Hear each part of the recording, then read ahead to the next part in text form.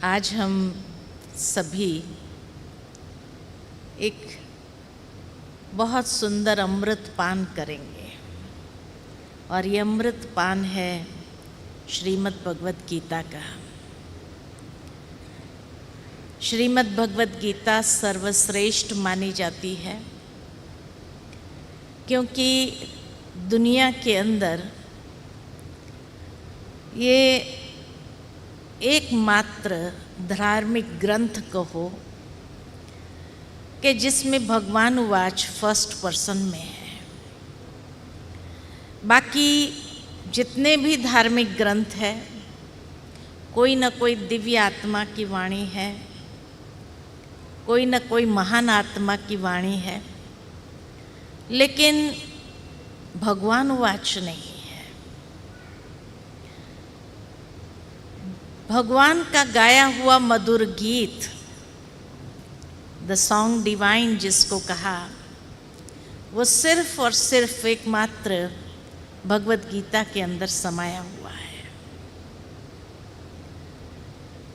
दूसरा, इसको हमेशा माता की उपमा दी गई है कि जिस तरह एक माँ अपने बच्चे के अंदर अच्छे संस्कारों का सिंचन करती है, भगवत गीता वो माता है जो मनुष्य के अंदर भी अच्छे संस्कारों का सिंचन करती है।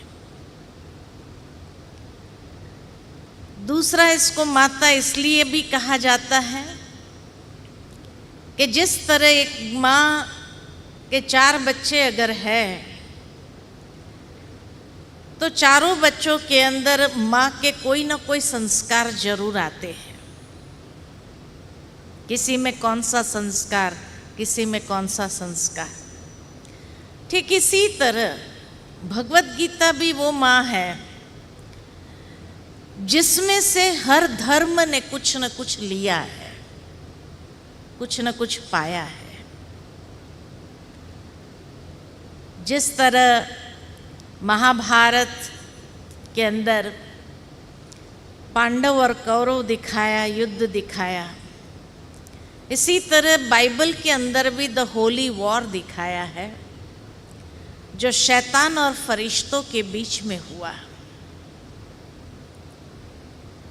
और इसी तरह इस्लाम धर्म में भी जिहाद जब होली वॉर कहा जाता है जो अच्छाई और बुराई के बीच में है।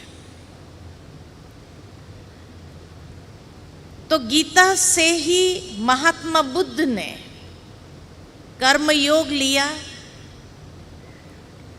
कर्म ही धर्म है, उस बात के ऊपर महत्व देते हुए अच्छे कर्म करने की प्रेरणा दी। तो जैन फिलॉसफी अगर देखा जाए, जैन धर्म में अनासक्त वृत्ति, अपरिग्रह, ब्रह्मचर्य, ये जो सारे स्तंभ है जैन धर्म के, भगवत गीता के अंदर वही बातें कही है। तो हर धर्म ने उस माँ से कोई न कोई बात जरूर अपने में धारण की है और उसी के ऊपर प्रचार किया है, उसके महत्व को समझाने का प्रयत्न किया है। तो श्रीमद् भगवत गीता को किसी ने बहुत सुंदर कहा कि जीवन कैसे जीना चाहिए उसका एक मैन्युअल है। किसी को अगर जीवन को समझना है, जीवन को बहुत अच्छी क्वालिटी का जीना है, तो भगवत गीता वो मैन्युअल है जो उसको एक स्पष्ट दिशा देता है कि जिससे उसकी दशा भी परिवर्तित हो जाती है। तो जीवन की दिशा और दशा श्रेष्ठता की ओर दर्शाने वाला सर्वश्रेष्ठ धर्म ग्रंथ कहो, कर्म ग्रंथ कहो। इसलिए कहा कि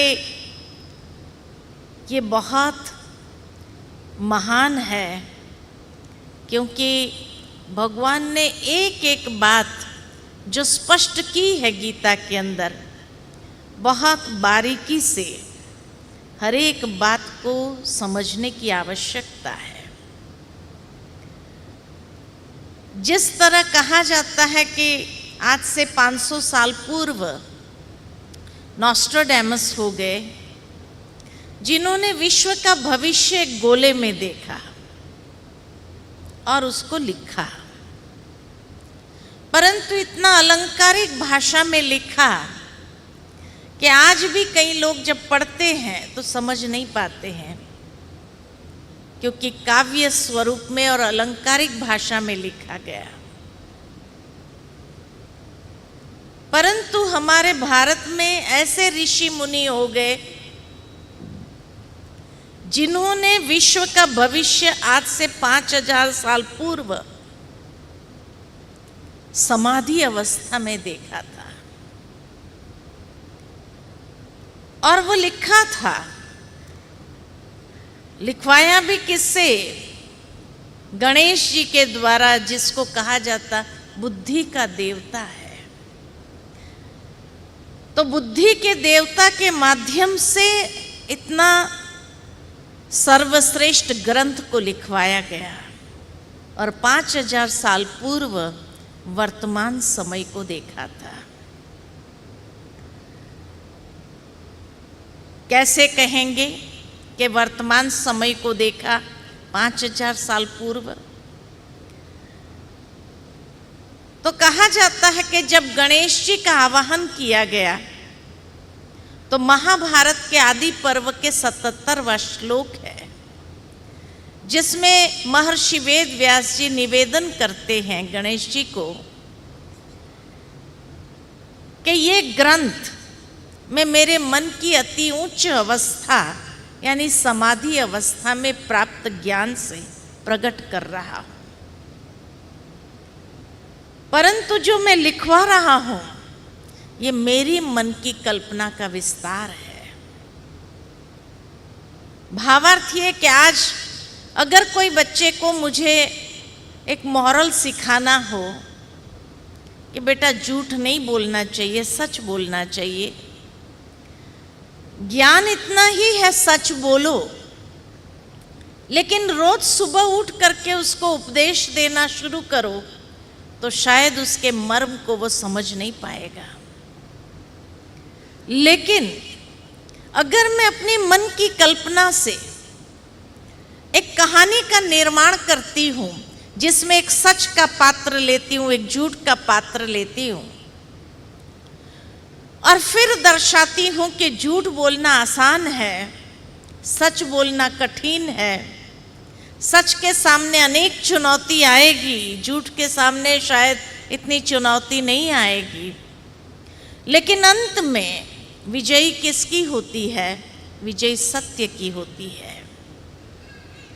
और उस बात को उस कहानी के माध्यम से उसको स्पष्ट करती हूं तो शायद वो बच्चे को उसका मर्म भी समझ में आएगा और वो अपने मन के अंदर उस कहानी को हमेशा याद रखेगा। जीवन में जब भी कोई ऐसी परिस्थिति आएगी जहां उसको चुनना होगा कौन सा रास्ता लूं, सच का लूं या झूठ का लूं, और उस वक्त उसको वो कहानी याद आ जाती है, लेट मी ट्राई, सत्य बोल करके, और वो सत्य को स्वीकार लेता है, मेंटली प्रिपेयर्ड है। अनेक चुनौती आएगी, अनेक चैलेंजेस आएगी, अनेक बातें आएगी, संघर्ष करना पड़ेगा, लेकिन अंत में मेरी विजयी होगी। So when he is mentally prepared for that, तो हर बात को पास करना उसके लिए सहज हो जाता है, और सचमुच जब वो विजयी का अनुभव करता है तो उसको जो खुशी होती है और उस ज्ञान को वो अच्छी तरह से जीवन में समझ लेता है। ठीक इसी तरह महर्षि वेद व्यास जी ने भी जो ज्ञान प्राप्त किया समाधि अवस्था में, लेकिन वो ज्ञान एक ऐसा नेक्टर, इतना पावरफुल अमृत है कि अगर उसने सीधा उपदेश दिया तो शायद लोग समझ नहीं पाएंगे। इसीलिए उन्होंने अपने मन की कल्पना से एक कहानी का निर्माण किया, जिस कहानी में वर्तमान समय के लोगों की मेंटालिटी को दर्शाया गया और किस तरह से जो बातें आएगी उसके लिए भी लोगों को तैयार किया कि उस संघर्षमय जीवन में हर कदम पर विजय का अनुभव कैसे करना है। इसीलिए महर्षि वेदव्यास जी इतने इंटेलिजेंट थे कि एक ही कथा में, एक ही कहानी में उन्होंने अलग अलग लेवल्स के समाधान दिए। एक अर्जुन के रूप में आज का एक कॉमन मैन लिया गया कि आज के कॉमन मैन के सामने किस तरह की चैलेंजेस आती है, कितनी बातें आती है, कितना संघर्ष करना पड़ता है, वो उसने युद्ध के रूप में दिखाया।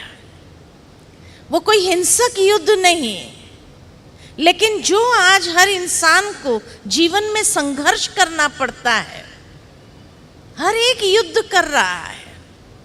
कौन नहीं लड़ रहा है? कोई अपने आप से लड़ रहा है, कोई दूसरों से लड़ रहा है, कोई हालातों से लड़ रहा है, कोई परिस्थितियों से लड़ रहा है, कोई समस्याओं से लड़ रहा है। कौन नहीं लड़ रहा है? लड़ते लड़ते कभी कभी अर्जुन जैसी ही मनस्थिति हो जाती है। नहीं तो अर्जुन एक वीर था कि जिसने अनेकों युद्ध अकेले हाथ लड़े और हमेशा विजयी रहा। फिर महाभारत के समय ऐसा क्या हुआ जो वो इतना नर्वस हो गया, डिप्रेस्ड हो गया, हिम्मतहीन हो गया, जो उसने भगवान से विनती की, I don't want to fight, मुझे ये युद्ध नहीं करना है। उसने अपने शस्त्र छोड़ दिए। ये नहीं कि उसका सेल्फ कॉन्फिडेंस खत्म हो गया, भगवान उसके साथ थे, विजय उसकी निश्चित थी, तो फिर क्या भगवान पर भरोसा नहीं था जो उसने मना कर दिया? न आत्मविश्वास कम हुआ था, न भगवान पर भरोसा कम हुआ था। ठीक इसी तरह आज का मनुष्य भी जीवन को एक संघर्ष महसूस करते हुए कितने जिंदगी भर संघर्ष करता रहता है। और जीवन में कभी ऐसे मोड़ भी आते हैं जब वो एकदम निराश हो जाता, डिप्रेस्ड हो जाता, नर्वस हो जाता, और उस वक्त शायद वो मन ही मन प्रार्थना में ईश्वर से कहता है कि हे प्रभु, कब तक युद्ध करते रहेंगे? I don't want to fight any more, I have had enough. थक जाता है, हार जाता है।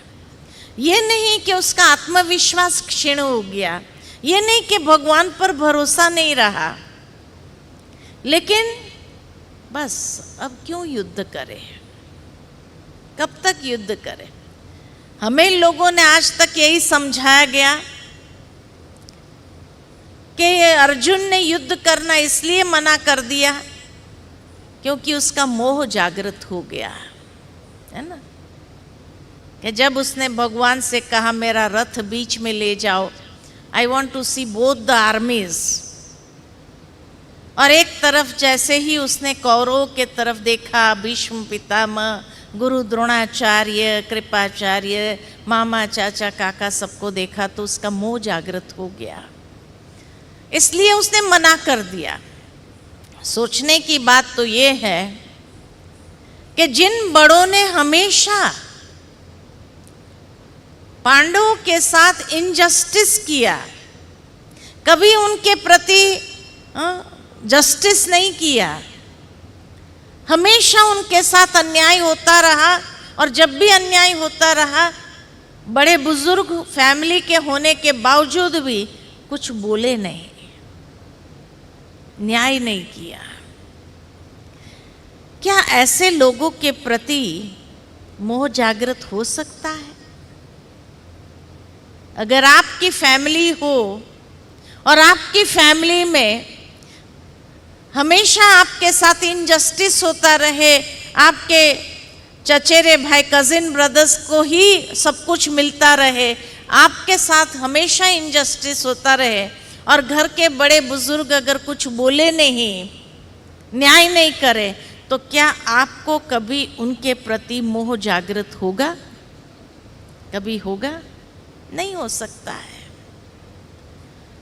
तो फिर अर्जुन को कैसे हुआ? मोह जागृत जरूर हुआ, लेकिन उन बड़ों के लिए नहीं। लेकिन जैसे उसने कहा कि मुझे दोनों सेनाओं को देखना है, एक तरफ कौरव सेना है, दूसरी ओर अपनी सेना को भी देखा। और अपनी सेना को जब देखा तो वहां उसको अपने बच्चे खड़े नजर आए, उसके पुत्र सारे खड़े थे। और उसको वो बात याद आ गई कि द्रौपदी ने जब भगवान से पूछा कि ये युद्ध का परिणाम क्या होगा, तो उस वक्त भगवान ने कहा कि 5 पांडव सुरक्षित रहेंगे। तब द्रौपदी ने पूछा मेरे पुत्र, तो कहा पुत्रों की गारंटी मैं नहीं ले सकता हूँ। और ये बात अर्जुन जानता था कि भगवान ने हमारी गारंटी ली है, लेकिन मेरे बच्चों की गारंटी नहीं ली है। तो पुत्र मोह जागृत होना स्वाभाविक था। वो सोचने लगा कि कौरव हमें नहीं मार सकेंगे क्योंकि भगवान ने गारंटी ली है, लेकिन हमें चोट पहुंचाने के लिए वो हमारे पुत्र को अटैक जरूर करेंगे। और इस युद्ध में पुत्र को खोने के बाद अगर वो राजाई मिल भी गई, तो क्या उसका सुख, उसका आनंद हम ले सकेंगे? या हर वक्त हमारा मन ये कचोटता रहेगा कि इस राजाई को पाने के लिए हमने अपने पुत्रों की बलि दी है, हमने अपने पुत्रों को सैक्रिफाइस किया है, तो we would not be able to experience that happiness. इसलिए उसने कहा इट इज बेटर कि हमको राजाई नहीं चाहिए, we are better off in the jungle, but at least हमारी फैमिली तो साथ में रहेगी, and we would be happy together rather than losing everybody, all family members. और उसके बाद उस राजाई को प्राप्त करने का फायदा ही क्या?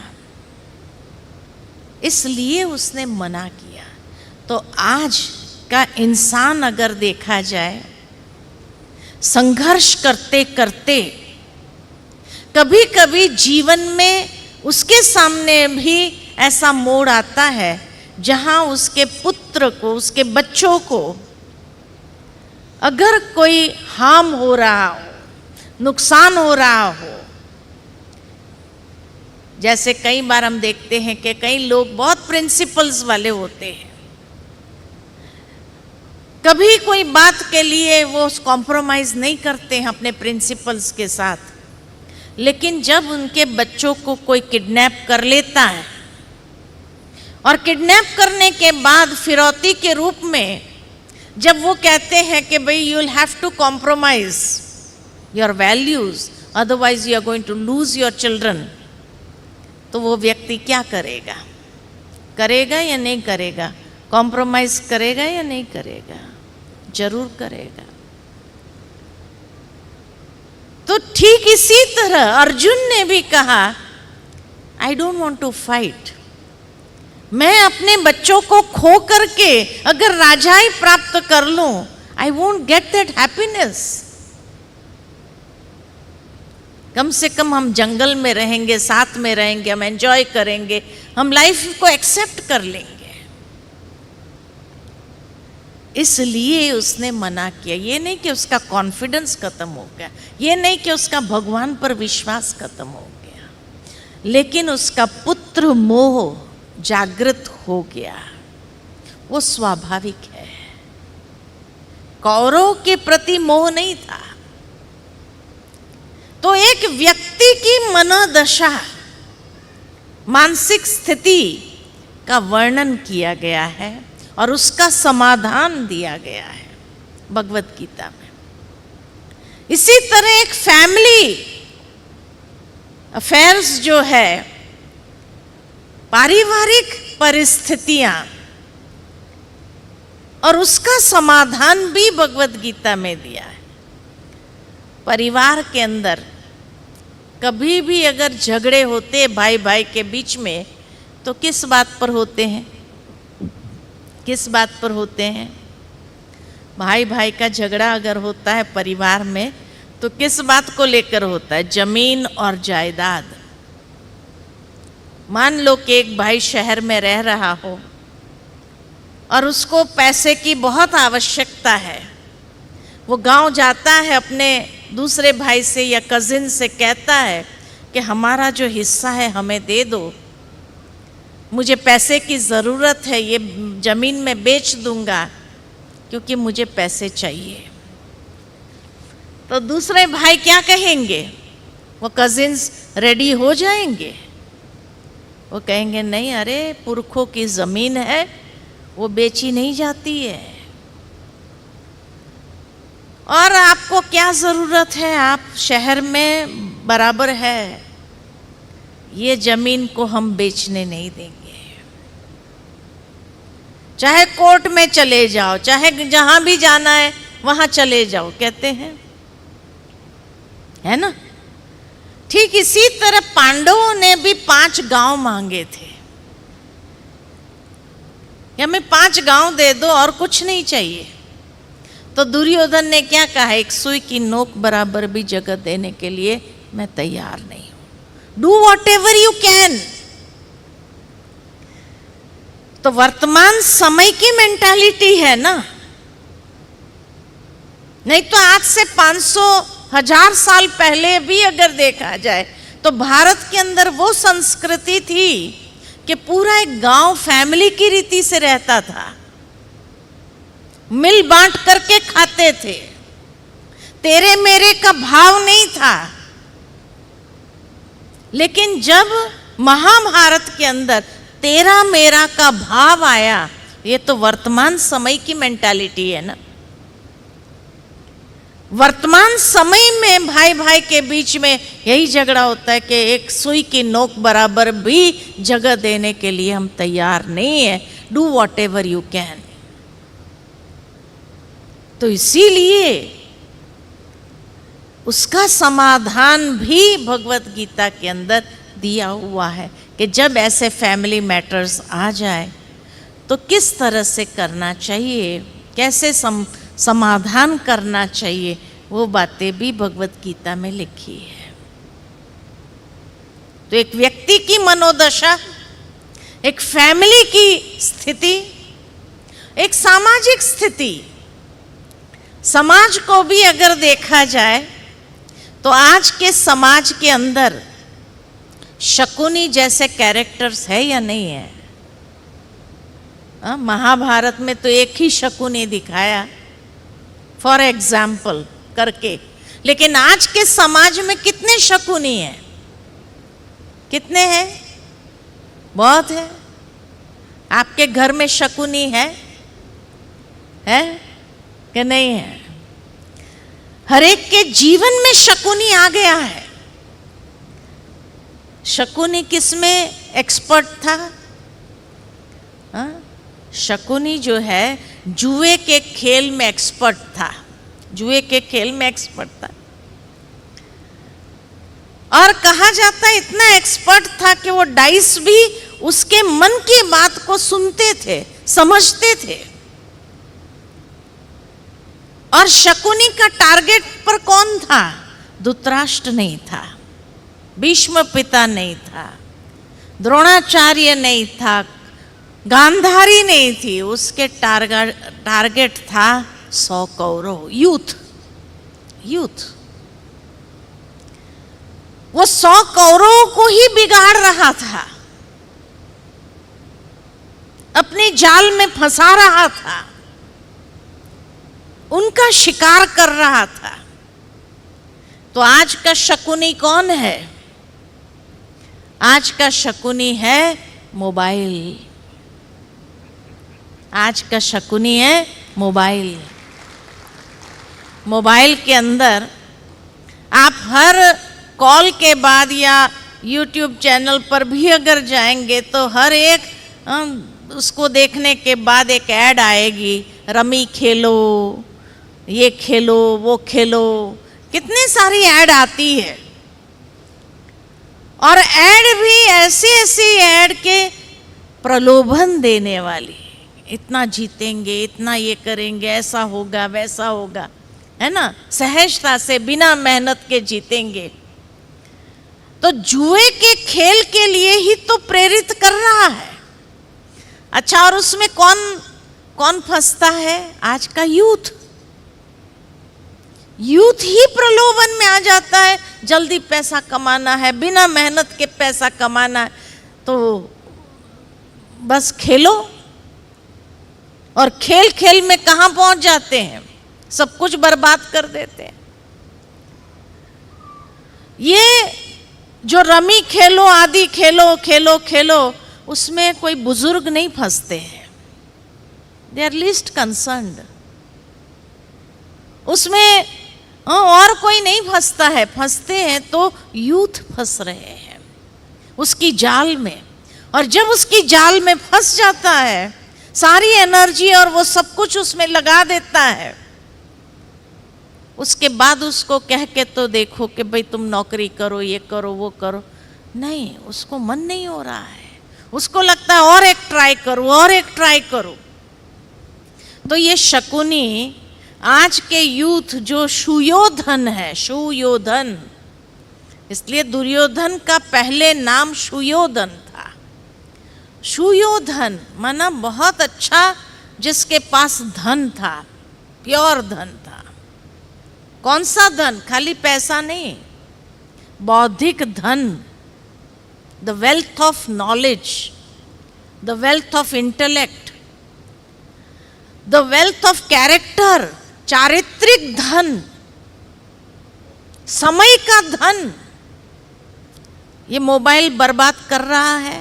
आजकल के छोटे बच्चे को अगर मोबाइल लेकर बैठे हो और उसको कहो पढ़ाई करो, ये मोबाइल छोड़ो, क्या कहेगा? पढ़ना चाहेगा? बस एक गेम खेल लेता हूँ, यही कहता है। बस एक गेम खेलने दो और एक गेम खेलने दो, नहीं सुनता है। और अगर उसके हाथ से आपने छीन लिया तो क्या करेगा? अरे तोड़ फोड़ करना चालू करेगा। शकुनी का प्रभाव इतना अधिक है उसके दिमाग के ऊपर, जो समय रूपी धन नष्ट कर रहा है, इंटेलिजेंस रूपी धन को नष्ट कर रहा है, चारित्रिक धन को नष्ट कर रहा है। कभी कभी YouTube देखते देखते कौन से साइट पर चला जाता है, माँ बाप को पता भी नहीं चलता है। तो चारित्रिक धन को भी वेस्ट कर रहा है। तो आज हर एक के जीवन में शकुनी आ गया है कि नहीं आया है? आ गया है, जो उनके जीवन को बर्बाद कर रहा है। दुर्योधन, जिसने धन का दुरुपयोग किया, ये सारे जो रिसोर्सेज है, ये रिसोर्सेज उसका धन है, उसका दुरुपयोग किया, तो जीवन में खुशी कहाँ से अनुभव होगी? अनुभव करना चाहता है खुशी को, खुशी का अमृत पान करना चाहता है, लेकिन कहाँ कर पाता है? और ऐसा जीवन बर्बाद हो जाता है जो उसको पता भी नहीं चलता है। इसलिए कहा कि शकुनी आज हर एक के जीवन में आ गया है। और इसी तरह एक राष्ट्रीय स्थिति का भी वर्णन है, nations affairs, national affairs. Dhritarashtra who wants to rule? राज कौन करना चाहता है? एक अंधा व्यक्ति। ये आंखों से अंधा नहीं। किसमें अंधा? अहंकार में अंधा, पुत्र मोह में अंधा, है ना, महत्वाकांक्षाओं में अंधा। ऐसा अंधा व्यक्ति रूल करना चाहता है। तो आज दुनिया के अंदर कोई भी नेशन को ले लो, कौन रूल करना चाहता है? चाहे अमेरिका हो, चाइना हो, या कोरिया हो, कौन रूल करना चाहता है? अंधा इंसान। करप्शन इसीलिए तो बढ़ रहा है दुनिया के अंदर। चारों ओर अगर देखा जाए तो कौन रूल करना चाह रहा है? धृतराष्ट्र। जिस राष्ट्र को द्रुत भावना हड़प कर बैठा है और जहां मानसिक अंधत्व, आत्मिक अंधत्व आ जाता है, वो बहुत ही भयानक होता है, फियरसम होता है। इसलिए नाम का चयन भी कितना सुंदर तरीके से किया है ना महर्षि वेद व्यास जी ने। एक ही कथा के अंदर सब लेवल की कथा और उसका समाधान दे दिया है। और 5वां लेवल वैश्विक स्तर। So from a individual to a family to a society, nation and the world at large. सारे विश्व की ये कहानी है, कथा है, महाभारत की कथा। कि आज विश्व के अंदर हर कोई आत्मा के पाठ को ही भूल चुके हैं और इतना अहंकार में आ गए हैं। तब भगवान को पुनः इस संसार में आकर के आत्मा का पाठ पढ़ाना पड़ता है, जागृति लानी पड़ती, आत्म जागृति लानी पड़ती है। क्योंकि अधर्म का कारण ही है कि जहाँ आत्मा का पाठ भूला, परमात्मा को भूला या अध्यात्म को भूले, वहाँ से अधर्म आरंभ होता है। इसीलिए भगवान को आना पड़ता है कि ऐसे जब अधर्म की चरम सीमा हो जाती है तो उसका नाश और सत धर्म की पुनः स्थापना करने के लिए भगवान को आना पड़ता है। तो एक ही कथा के अंदर 5 कथा समाई हुई है और वो भी वर्तमान समय के हिसाब से। महर्षि वेद व्यास जी की मन की कल्पना को देखा जाए कि जब प्रथम श्लोक उच्चारण किया गया कि धृतराष्ट्र ने संजय से पूछा कि हे संजय, धर्म क्षेत्र कुरुक्षेत्र में क्या हो रहा है उसका वर्णन करके तुम मुझे सुनाओ। पांडु पुत्र और मेरे पुत्र के बीच में क्या हो रहा है उसका वर्णन करके मुझे बताओ। अब ये एक श्लोक में वर्तमान समय की पूरी मेंटालिटी का चित्रण है कि सबसे पहले तो सीधी बात कर लेता था कि भाई कुरुक्षेत्र में क्या हो रहा है बताओ। नहीं, कुरुक्षेत्र को एक विशेषण जोड़ा, धर्म क्षेत्र कुरुक्षेत्र। धर्म क्षेत्र क्यों कहा गया? क्योंकि आज इंसान भी धर्म माना वैल्यूज, प्रिंसिपल्स जीवन के अंदर। तो जब प्रैक्टिकल कर्म में आता है तो कहीं ना कहीं वो अपने वैल्यूज को कॉम्प्रोमाइज कर रहा है। तो जीवन के अंदर जब वैल्यूज है तो उसको धर्म क्षेत्र कहा जाता है। लेकिन जब वो वैल्यूज खत्म हो जाते हैं, कॉम्प्रोमाइज कर देते, तो युद्ध का क्षेत्र बन जाता है, कर्म क्षेत्र बन जाता है, कुरुक्षेत्र बन जाता है।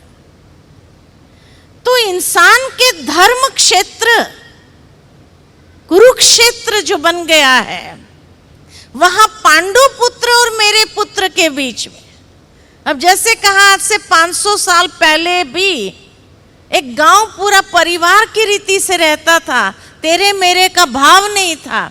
और यहाँ एक ही परिवार है, कुरु परिवार, और वो कुरु परिवार में स्वयं धृतराष्ट्र कहता है पांडु पुत्र, माना उसके भाई के बच्चे हैं, तो पांडु पुत्र और मेरे पुत्र, तेरे मेरे का भाव, ये तो कलयुग में ही होता है।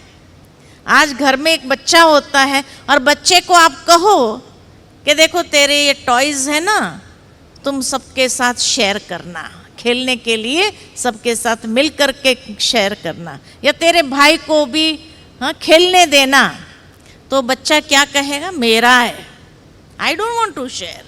उसको दूसरा ला के दो, I don't want to share, ये मेरा है। आज एक छोटा सा बच्चे के अंदर मेरा और तेरे का भाव आ जाता है, तो एलेक्सर ऑफ हैप्पीनेस कहाँ से एक्सपीरियंस कर सकेंगे? एलेक्सर ऑफ हैप्पीनेस एक्सपीरियंस करने के लिए तो तेरे मेरे के भाव से ऊपर उठना पड़ता है। लेकिन ये आज की मेंटालिटी है, इतना तेरा मेरा हो गया कि एक परिवार में 2 सगे भाई होंगे, बच्चे होंगे, उसके अंदर भी ये मेरा है, ये तेरा है, अलग करके रखेंगे। ये तेरे खिलौने अलग रखो, मेरे में नहीं रखो। करते हैं कि नहीं करते हैं? करते हैं। इसीलिए कहा कि महर्षि वेद व्यास ने आज से 5000 साल पहले वर्तमान समय की मेंटालिटी को देखा था कि जहां वैल्यूज वाले लोग, जिसको उसने पांडव कहा, पांडव 5 थे और कौरव 100 थे। परसेंटेज कितने पर निकलता है? 100 पर निकलता है परसेंटेज। सारी दुनिया को 100% के रूप में लिया जाए तो आज की दुनिया में धर्म क्षेत्र वाले लोग कितने होंगे, वैल्यूज वाले लोग कितने होंगे? Only 5%, only 5%। इसीलिए वो 5% भी कौन? सबसे पहला नंबर युधिष्ठिर, युद्ध जैसी परिस्थिति में भी स्टेबल माइंड, स्टेबल इंटेलेक्ट, स्थिर बुद्धि, स्थिर बुद्धि, स्थित प्रज्ञ। गीता में कहा स्थित प्रज्ञ। तो आज की दुनिया के अंदर देखा जाए, स्टेबल माइंड एंड इंटेलेक्ट वाले कितने परसेंटेज लोग मिलेंगे? जहां सारी दुनिया के अंदर प्रैक्टिकली देखा जाता है, वेवरिंग माइंड वाले बहुत मिलेंगे। लेकिन ये वेवरिंग माइंड वाली दुनिया के अंदर स्टेबल माइंड एंड इंटेलेक्ट वाले कितने परसेंटेज होंगे? Only 1%, only 1%। ये युधिष्ठिर है। दूसरा नंबर है Bhim, strong will power, strong will power. आज की दुनिया के अंदर जहां लोगों का सेल्फ कॉन्फिडेंस खत्म हो रहा है, तो स्ट्रॉन्ग विल पावर तो बहुत दूर की बात हो गई। लेकिन फिर भी स्ट्रॉन्ग विल पावर वाले कुछ लोग देखने को मिलते, लेकिन कितने होते? Only 1%, only 1%। Those who are with strong will power. बाकी लोगों का देखो, एक छोटे बच्चे स्कूल में जाने वाले पढ़ करके जाते हैं, एग्जाम पेपर आते, नर्वस हो जाते, कॉन्फिडेंस खत्म हो गया, पूरा पेपर ब्लैंक छोड़ करके आ जाते। अब सोचो, जिसका कॉन्फिडेंस लेवल ही नहीं है इस छोटी सी एज में, तो उसका भविष्य क्या? What is their future? जिसके पास कॉन्फिडेंस नहीं है, विल पावर तो बहुत दूर की बात है। So only 1% with a strong will power. तीसरा नंबर कौन है? तीसरा नंबर है अर्जुन। अर्जुन माना अच्छी बातों को अर्जन करने वाला, ग्रहण करने वाला। आज जहां दुनिया के अंदर चारों ओर इतनी नेगेटिविटी है, इस नेगेटिविटी में पॉजिटिव स्टेट ऑफ माइंड को बना के रखना और पॉजिटिव बातों को धारण करने वाले कितने परसेंटेज? कितने परसेंटेज? Only 1%, only 1%। हाँ, आजकल अवेयरनेस जरूर आ गई है कि छोटे बच्चे भी माँ बाप को कहते हैं जब टेंशन में देखते, बी पॉजिटिव, इतना आसानी से कह देते, be positive, why are thinking negative. लेकिन पॉजिटिव बनना इतना आसान थोड़ी है। जो इंसान प्रॉब्लम्स के बीच में घिरा हुआ है, अनेक प्रकार की हालातों को फेस कर रहा है, तो उसमें पॉजिटिव बनना इतना आसान है क्या? मुश्किल है। ओनली 1%। अर्जुन। चौथा नंबर है नकुल। नकुल यानी जो नियमों पर चलने वाले, सिद्धांतों पर जीवन जीने वाले।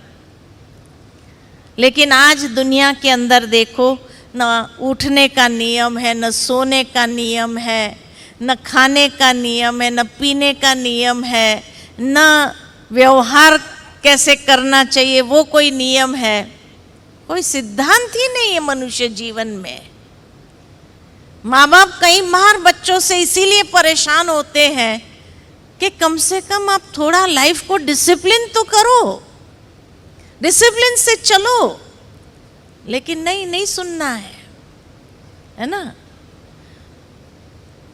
लेकिन फिर भी ये दुनिया के अंदर कुछ लोग नियमों पर चलते हैं, सिद्धांतों पर जीवन जीते हैं। कितने परसेंटेज? Only 1%, only 1%। और पांचवा नंबर है सहदेव, जो हर अच्छे कार्य में अपना सहयोग देने वाले। आज की दुनिया में सहयोग देने वाले तो बहुत है, लेकिन सहयोग देने के बाद एक अपेक्षा रहती है, मेरी नेम प्लेट यहाँ जरूर लगनी चाहिए, लोगों को पता चलना चाहिए, I have cooperated so much, I have given so much, लोगों को पता चलना चाहिए।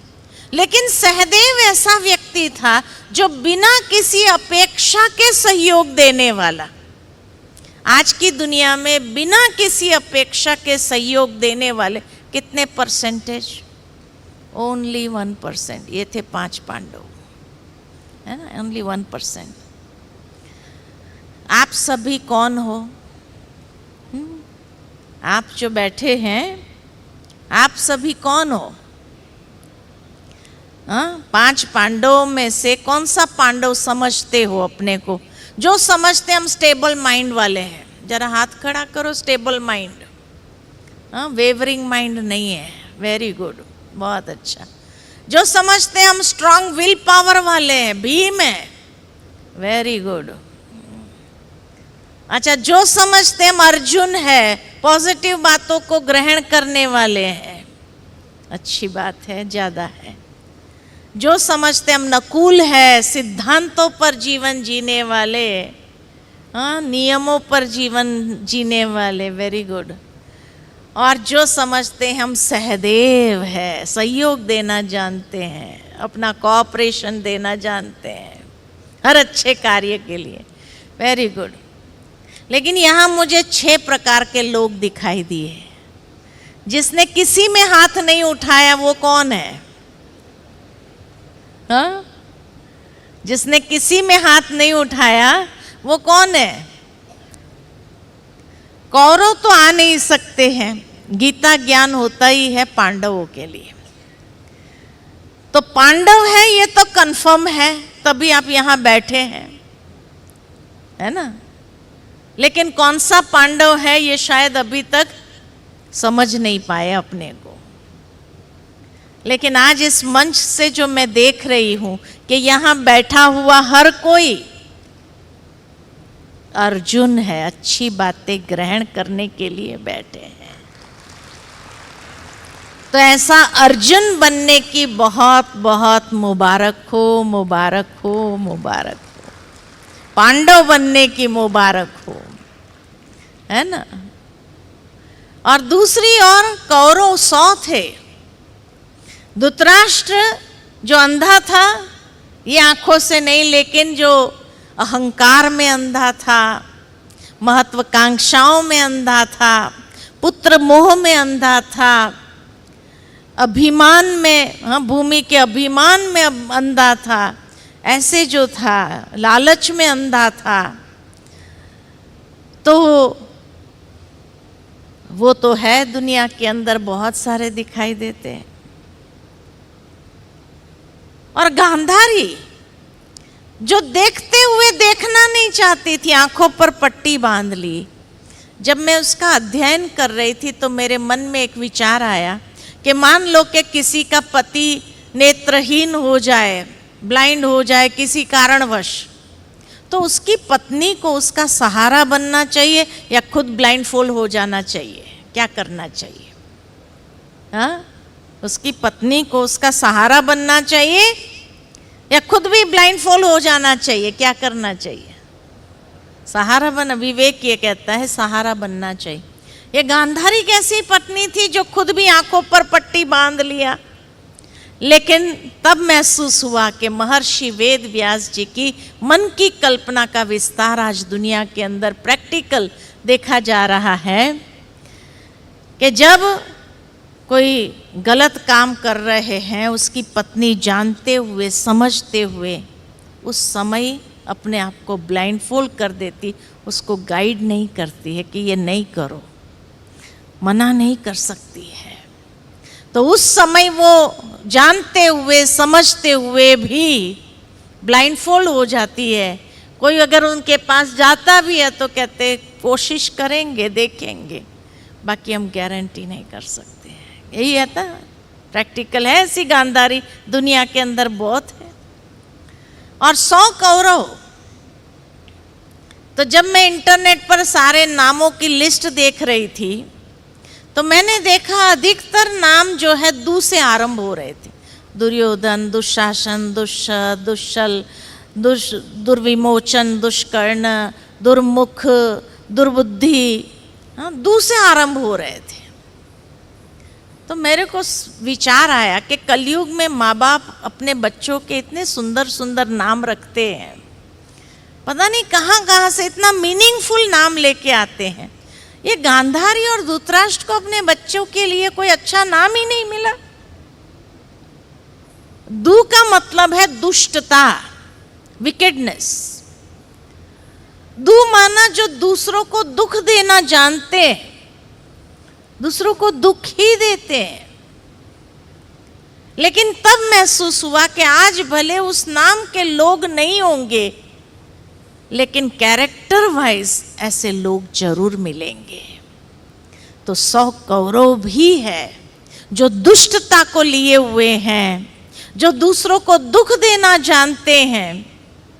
ऐसे लोग हैं या नहीं है? और लास्ट में एक बहन, वो भी दुश्शीला।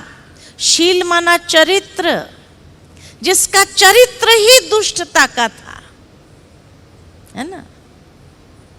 तो एक बहन मुझे कहने लगी, बहुत एक्यूरेट आपने कहा। मैंने कहा क्या कहा? तो कहा आज की दुनिया में दुश्शीलाएं बहुत है। मैंने कहा कहाँ है? तो मुझे कहा कि जब हम सीरियल देखते हैं ना, तो हर सीरियल के अंदर परिवार के अंदर घर तोड़ने का काम जो करती है ना, कोई नारी को ही दिखाया है। ऐसा होता है। हम तो देखते नहीं हैं, लेकिन जो देखते हैं उनको मालूम होगा कि हर घर के अंदर अगर लड़ाई झगड़ा कराने वाली होती है तो कोई नारी ही होती है।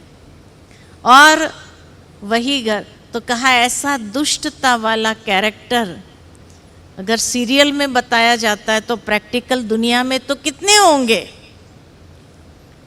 तभी तो यादगार है। तो इसीलिए पांडव भी है, कौरव भी है। पांडव 5 है, कौरव अधिक है, 100 हो गए। लेकिन वो 5 पांडव जो वैल्यूज को लेकर के चलते थे, इसीलिए ईश्वर के साथ उनकी प्रीत थी। पांडव माना जिसकी भगवान से प्रीत होती है, और कौरव माना जो भगवान से विपरीत है, उसको कहते कौरव। तो आज की दुनिया में पांडव भी कितने हैं और कौरव कितने हैं? भगवान से प्रीत रखने वाले बहुत कम, ओनली 5%। और विपरीत रहने वाले दुर्योधन को जब भगवान समझाने गए थे तो क्या कहा भगवान को? भगवान को यही कहा, धर्म क्या है मैं जानता हूं, अधर्म क्या है ये भी मैं जानता हूं, लेकिन धर्म के मार्ग पर मैं चल नहीं सकता हूं, अधर्म को मैं छोड़ नहीं सकता हूं। Now what do you have to say? देखो, कोई सोया हुआ है उसको जगाना आसान है, लेकिन जो जागा हुआ है उसको क्या कहेंगे? तो इसीलिए कहा कि आज की दुनिया में कौन ऐसा है जो नहीं जानता धर्म क्या कहता है? कौन ऐसा है जो नहीं जानता धर्म किसको कहा जाता है? लेकिन फिर भी धर्म के मार्ग पर चलने की हिम्मत कितनों में है, और अधर्म के मार्ग पर कितने लोग चल रहे हैं? तो इसीलिए जो है आज की दुनिया में अधिकतर लोग ऐसे देखने को जरूर मिलेंगे, प्रैक्टिकल है। और पांडव कौरव जब दोनों ही है यहाँ पर, तो जरूर है कि ये दोनों होने कारण ही तो युद्ध संघर्ष की स्थिति बनती है। और ऐसी संघर्ष की स्थिति के लिए ही भगवान आकर के गीता का ज्ञान जरूर देता है। और वो गीता का ज्ञान हमें इस समय में कैसे जीना है, वो जीवन जीने की कला सिखाता है। द आर्ट ऑफ लिविंग, ये हमें भगवत गीता के द्वारा सीखने को मिलता है कि कैसे सीखना, कैसे जीना चाहिए। तो अर्जुन के अनेक प्रश्न आज के मनुष्य के वही प्रश्न है, लेकिन भगवान ने एक एक प्रश्नों का जवाब दिया, और जवाब देने के साथ साथ ज्ञान भी दिया। तो 700 श्लोक 18 अध्याय के अंदर, तो पहला अध्याय तो आप देखेंगे विषाद योग। इतने प्रश्न है उसको, मैं क्यों लड़ाई करूं, क्यों इतने लोगों को मारूं, क्यों मैं, लेकिन मारने का मतलब ये नहीं भगवान कहते थे कि भाई तुम मारो माना कोई हिंसक युद्ध करो, नहीं। आज जैसे अगर मान लो एक छोटा बच्चा है, वो सारे अपने फ्रेंड्स के साथ कहीं खेलने जाता है, और जहाँ वो खेलता है वहाँ कुछ बड़े लोग, बड़े बच्चे आ जाते हैं, और बड़े बच्चे छोटे बच्चों को बुली करते हैं और कहते हैं हमको खेलना है, चलो चलो हटो हटो हटो हटो, है ना। अब वो बच्चा रोज आकर के अपनी माँ से कंप्लेन करता है, आज भी वो बड़े बच्चे आ गए, हमको खेलने ही नहीं दिया, हमको खेलने ही नहीं दिया, रोज आकर के शिकायत करता है। तो माँ क्या कहेगी? माँ क्या कहेगी? माँ यही कहेगी, अरे मारो गोली, तुम लोग वहाँ खेलने क्यों जाते हो जब तुम्हें पता है कि वो लोग आएंगे, बुली करेंगे, और वो तुम मारो गोली उस स्थान को, वहाँ जाओ ही नहीं, दूसरी जगह ढूंढो। यही कहेंगे ना, ये तो नहीं कहेंगे वो बड़े बच्चों के साथ में लड़ाई करो, नहीं, क्योंकि मालूम है ये छोटे छोटे बच्चे क्या करेंगे, बड़े बच्चे तो 2 थप्पड़ मार करके उनको गिरा देंगे। इसलिए माँ उसको यही कहती है, मारो गोली, वहाँ खेलने क्यों जाते हो, तुम लोग दूसरा स्थान ढूंढ लो, फलानी जगह खेलो, फलानी जगह खेलो। सजेस्ट करेगी कि नहीं गए? अब मारो गोली का मतलब ये थोड़ी है कि बंदूक उठा के गोली मारने के लिए कहा, नहीं, दिस इज अ मेटाफोर। मारो गोली माना छोड़ो उसको, उस स्थान को छोड़ो और तुम दूसरी जगह पर खेलो। It is a metaphor. ठीक इसी तरह भगवान ने भी अर्जुन को कहा, मारो इन सबको, माना भूलो उनको, छोड़ो उनको। किसके लिए तुम विषाद कर रहा है? किसके लिए विषाद कर रहा है? जो पात्र ही नहीं है उसके लिए विषाद कर रहा है। तो मारो उनको, माना ये नहीं कि उन सबको खत्म कर दो, वायलेंस कर दो, नहीं।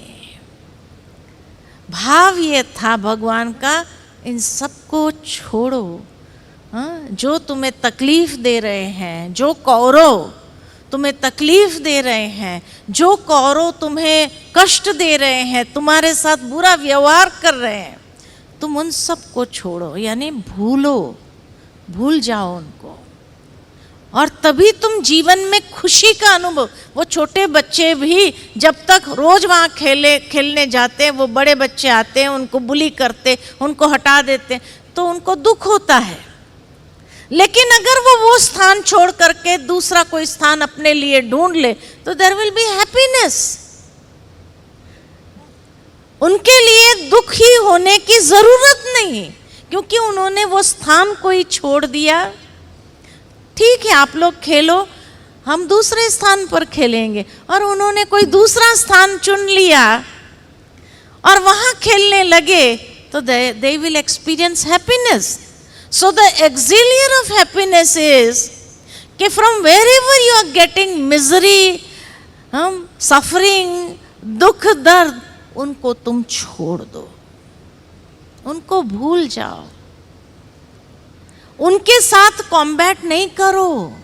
उनके साथ युद्ध करने में हर बार तुमको चोट लगेगी, और चोट लगेगी तो तुमको दुख होगा।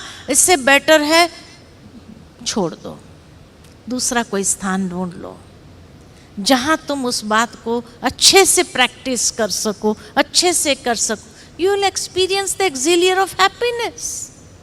लेकिन हम क्या करते हैं, ईगो में आ जाते हैं, अरे हम क्यों करें सैक्रिफाइस, हम तो नहीं छोड़ेंगे, हम सैक्रिफाइस नहीं करेंगे। हम लड़ने जाते हैं, और लड़ने जाएंगे तो क्या होगा, एक्सिलियर ऑफ हैप्पीनेस होगा, खुशी मिलेगी, दुख मिलेगा, क्या मिलेगा, दुख दर्द ही मिलता रहेगा। इसलिए भगवान भी हमें यही कहता है कि जीवन के अंदर खुशी का अनुभव करना है तो आपको कई बातों को लेट गो करना होगा। जितना आप लेट गो करते जाएंगे, आप जीवन में खुशी का अनुभव करेंगे, और आप अच्छे कर्म जैसे करना शुरू करेंगे। तो कर्म योग की व्याख्या दूसरे अध्याय में ही बताई है कि जहां योग है वहां वो कर्म के अंदर कोई त्रुटि नहीं हो सकती है, वो कर्म के अंदर कभी कोई मिस्टेक नहीं हो सकती है। वो कर्म एफिशिएंट होगा, and you will be effective. हर समय you will be effective in whatever endeavors you are going to do, and you will experience the auxiliary of happiness उस कर्म करने से। तो कर्म करो, कर्म छोड़ दो, ये भगवान ने कभी भी अर्जुन को नहीं कहा। कर्म करो, तुम अपना कर्म करो, लेकिन जहां तुम्हें ऐसा महसूस होता है तो कुछ चीजें लेट गो करना पड़े तो लेट गो करो। That is yoga. What is yoga? दूसरे अध्याय के अंदर भगवान ने योग का डेफिनेशन यही दिया कि योग माना स्वयं को सुसंस्कृत करने का विज्ञान। It is the science of self disciplining. अब जो व्यक्ति सेल्फ डिसिप्लिन करने के लिए कह रहा है, वो युद्ध कैसे करेगा? या तो सेल्फ डिसिप्लिन करेगा या तो युद्ध करेगा। तो उसको सेल्फ डिसिप्लिन करने के लिए कह रहा है, तो युद्ध कैसे करेगा? तो इसीलिए जीवन के अंदर अगर सचमुच आपको खुशी का अनुभव करना है तो आपको क्या करना होगा? सेल्फ डिसिप्लिन करना होगा। कहीं ना कहीं अपने मन को शांत करना होगा, स्थित प्रज्ञ की स्थिति को ले आना होगा। स्थित प्रज्ञ माना न्यारा और प्यारा, लाइक अ टॉर्टोइस। टॉर्टोइस कैसे अपने इंद्रियों को विस्तार करता है, फिर अपने आप को संकीर्ण लेता है। जहां आप देखो कि this is not meant for me, आप अपने आप को विड्रॉ कर लो टॉर्टोइस की तरह। इसलिए आप शिव के मंदिर में जाएंगे ना, बाहर नंदी है लेकिन दरवाजे पर टॉर्टोइस मिलेगा। और आज की दुनिया के अंदर फेंगशुई में लोग एक दूसरे को गुड लक के रूप में टॉर्टोइस ही देते हैं। अब टॉर्टोइस देने से गुड लक नहीं आता है, हैप्पीनेस नहीं आता है, लेकिन टॉर्टोइस जैसा जीवन बनाओ तो हैप्पीनेस आएगा, तो गुड लक आएगा, ये भाव है। तो फेंगशुई के हिसाब से भी, लेकिन आजकल कई लोग टॉर्टोइस की अंगूठी पहनेंगे, टॉर्टोइस का वो ये पहनेंगे, और कहते वो गिफ्ट में ही आना चाहिए तो गुड लक आता है, खरीदना नहीं चाहिए। तो किसी न किसी से गिफ्ट के रूप में कहेंगे देना है तो यही देना, अंगूठी देना टॉर्टोइस की। अब ऐसे गुड लक थोड़ी आता है। जीवन ऐसा बनाना नहीं है, विड्रॉ करना नहीं है, आसक्तियों से अपने आप को ये नहीं करना है, विड्रॉ नहीं करना है, उस आसक्ति में रहना और फिर कहे हमें गुड लक मिले, एक्सिलियर ऑफ हैप्पीनेस हम एक्सपीरियंस करें, कहाँ से होगा। तो स्थित प्रज्ञ अपने माइंड को स्टेबल रखने के लिए we have to become like a tortoise. जब आप समझते हो तो आप विड्रॉ करो, जब आप समझते आप कर्म में आओ तो कर्म करो और विड्रॉ, ये बैलेंस जीवन के अंदर बहुत ज़रूरी है। तो बैलेंस जहाँ है, योग मीन्स बैलेंस, जहाँ बैलेंस है वहाँ हैप्पीनेस है, जहाँ बैलेंस ही नहीं है तो हैप्पीनेस कहाँ से होगा। तो एक्सिलियर ऑफ हैप्पीनेस को एक्सपीरियंस करने के लिए जीवन में बैलेंस लाना जरूरी है, राइट। तो इसलिए गीता हमें बहुत सुंदर मैसेजेस देती है, जीवन कैसे जीना है, एक एक कदम पर कैसे चलना है, ये सारा, और ताकि हमारे जीवन में वो एक्सिलियर ऑफ हैप्पीनेस बना रहे, वो अमृत पान करते रहे हम खुशी का। ये प्रैक्टिकल विधियां बताई है ना, सोल कॉन्शियसनेस की विधि बताई, कर्म योग की विधि बताई है, हाँ, और कैसे, हाँ, गीत में भी हमने सुना सर्वधर्मान परित्यज माम एकम शरणम व्रज। अनेक प्रकार के हम डॉगमाज में चले गए हैं, रिचुअल्स में चले गए हैं, और कहाँ न कहाँ हम लाइफ के अंदर जो उसके सीक्रेट्स है उसको समझ नहीं पाए हैं और डॉगमाज में, रिचुअल्स में चले गए हैं। तो सर्वधर्म परित्यज, वो डॉगमास को छोड़ दो, वो रिचुअल्स में ना जाकर के उसके रहस्य को समझ करके जीवन में उसको धारण करो। फिर आप देखो वैल्यूज़ को लेकर के चलो, हाँ, यदा यदा ही धर्मस्य। देखिए अधर्म बढ़ता क्यों है? जब आप कोई ना कोई वैल्यूज़ को जीवन में से जाने देते हो तब अधर्म होगा। उसको आप पकड़ के रखो, वैल्यूज़ के आधार पर जीवन जियो, अपने जीवन को धर्म क्षेत्र बनाओ, युद्ध क्षेत्र नहीं बनाओ, तो हैप्पीनेस का एक्सपीरियंस करेंगे, है ना। तो इसीलिए गीता हर कदम में हमें बहुत अच्छी अच्छी शिक्षाएं देते हैं, बताते हैं कि कैसे जीवन जीना है, ताकि वो अमृतपान सहजता से हम कर सके। समय कम होने कारण यहाँ ही समाप्त करते हैं। बहुत बहुत धन्यवाद।